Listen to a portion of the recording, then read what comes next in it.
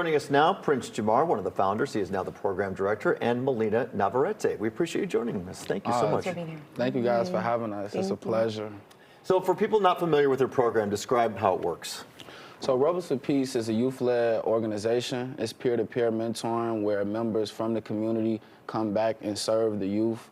It's 18 through 24, all of our facilitators. All of our facilitators are also focusing on empowering the youth, really coming in, learning them, understanding what they're going through, and really creating a safe space for them to learn, for them to be able to connect with each other. It's a 25-week program. We work with 4th through 8th graders, and we teach in the SEL curriculum, which is called Spark, really giving them the opportunity to tap into their emotional well-being, learn about emotions, be able to identify them, connect with them, and really separate themselves from the stress, from the anxiety, and be able to identify it and know that it doesn't have nothing to do with them. A lot of our students don't have access to places where they can go and talk to someone about what they're going through or about how they feel. So Rebels for Peace is there. We've been there for the last 5 years, just being there for our students, being an open ear, being consistent, and then most importantly, us being the change that we want to see and modeling that. We know that the city and, of course, CPS have faced budget challenges. So what was the conversation that you all had with CPS in terms of funding the program for this school year, this upcoming school year? So right now we're in a crisis of trying to receive $300,000, which was cut, which was allowing the 6 schools to be able to have the program.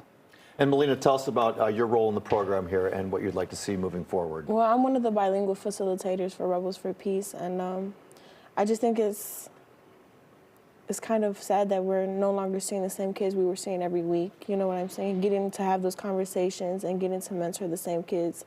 I mean, we went back to the schools to kind of have that conversation of if we're able to come back, and we have a lot of the kids asking when we're coming back and if we're seeing them again. So it's kind of a tough conversation to have and be like. Because you bond with the students, obviously, yes, right? Definitely. And those connections are very important. We're basically family. You know what I'm saying? This is not like just a teacher-student. It really became family. It feels like siblings when we go in and we talk to these kids. We're no longer just strangers. We're connected. We talk about real life stuff, you know. So it's pretty unfortunate that we can't see them every week now. You know what I'm saying? Those same faces that we got to see smile every time we came into the room, you know. So what is your fear going forward? Because what you said, these are weekly relationships that have been developed sometimes over a period of many years. Mm-hmm. When you heard that the funding was going to be cut, what was your immediate fear about that? My immediate fear was, who are 4th through 8th graders going to run to? Who are they going to be able to call on? Who is going to be there for them? That's my main concern. I know that in the schools that we in, there are a few programs, and we one of the main programs in the 6 schools that are there to empower the youth, to give them the opportunity to have a voice that they may not have at home or in the community. So my thing is just thinking about, if Rebels for Peace is not in the schools, who's going to be there for the students? Who's going to add that love? And who's going to be there to allow them to see the change coming from somebody that resembles them, from somebody that's from their neighborhood, that's showing them a different way of life and living? Right, very important question. Well, we should note that we did reach out to Chicago Public Schools for comment about Rebels for Peace. We have not received a response so far. And there is more information there for Rebels for Peace, the website, 2 websites there. We appreciate you both being here to share this information. Thank you so much. Thank you so much. I appreciate you guys. Thank you.